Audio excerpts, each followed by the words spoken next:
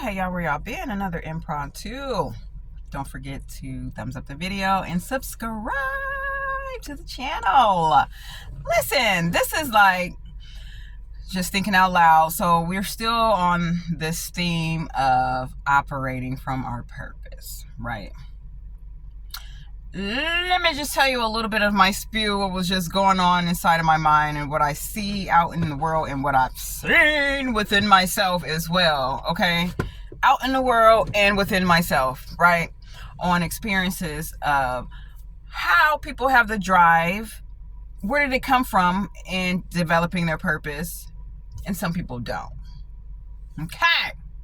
Now, I do have a background in social science. Social science is like the brother and sister to psychology, just so that you guys are aware of that. You probably already, psychology deals with the one-on-one behavior, and social sciences deals with the collective behavior of a unit, of how they move as a collective in different structures and forms, okay?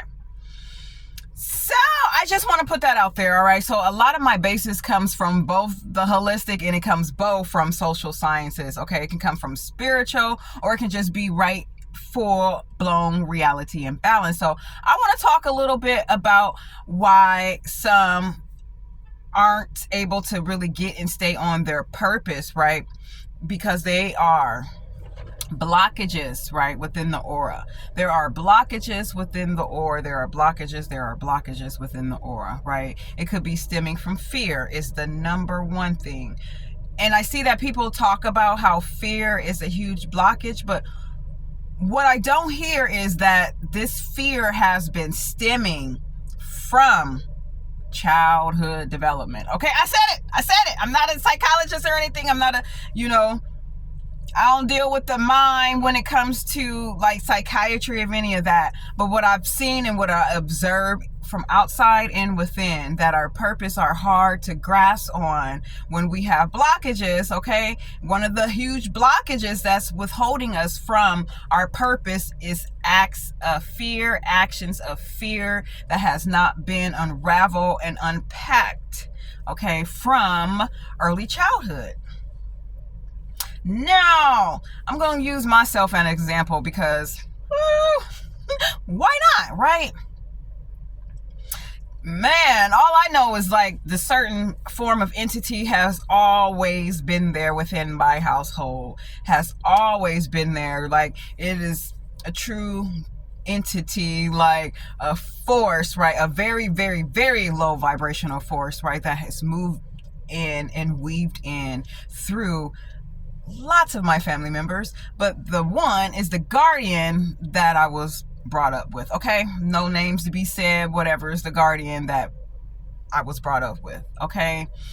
Full blown, low vibrational, negative feature, okay?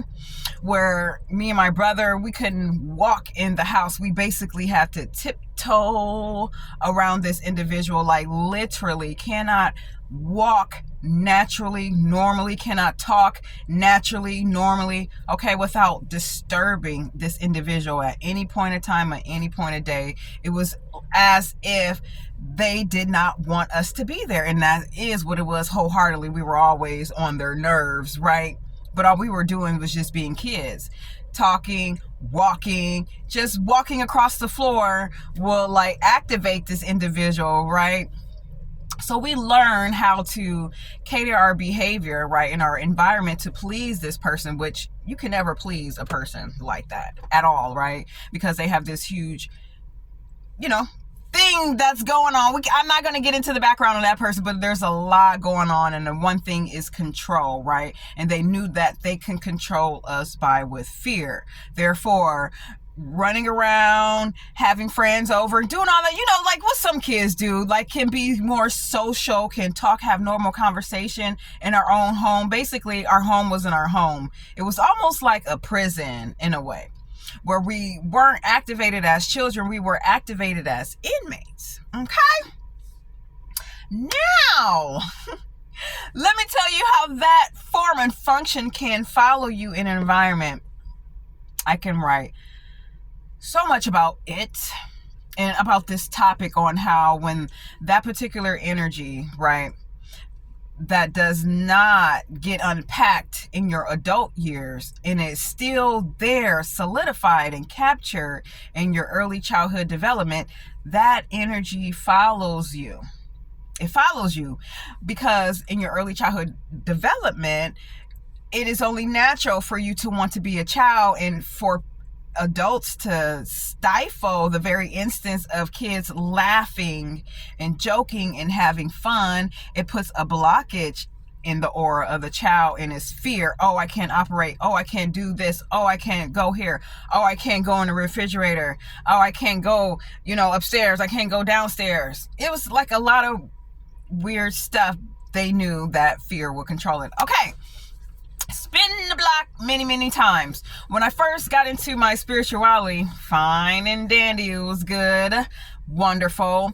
That kicked in for about a year, and then spirits were noticing that I was still consistent in developing myself in all levels, right? In all levels, spiritually, physically, emotionally. I was there. I was ready to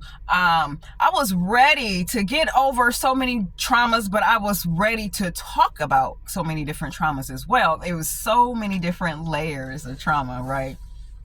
So the first one I needed to get rid of, right? Got that. But the one that went back to my household, right? This fear of not being able to feel safe and secure and happy, always on pins and needles, even at school. We hated to go home. Hate it. I used to have so much anxiety because of the nature of this controlling individual. Okay, so after I was on my spiritual journey for about a year, it's getting dark, so I'm gonna hurry up, y'all. It's gonna be another part 2, just to let you know that.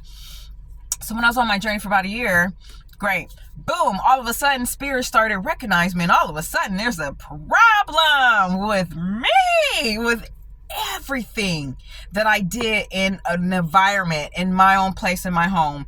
Granted, these were all like living spaces where I was either living below people or I was either living on top of people, right? No matter if I was on the side or if I was in the back, it was an issue and it was a problem that I was there. Okay?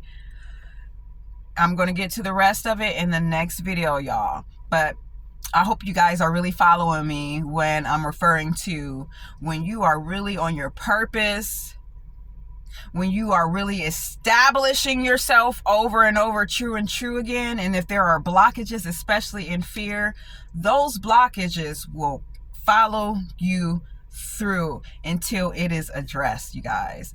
That is one way. Maybe you guys can share something about you that, some kind of fear that you might not have even recognized until now, until your early adulthood, because I'm telling you, this is one major reason why our purpose lay underdeveloped is because of the blockages from fear from early childhood development.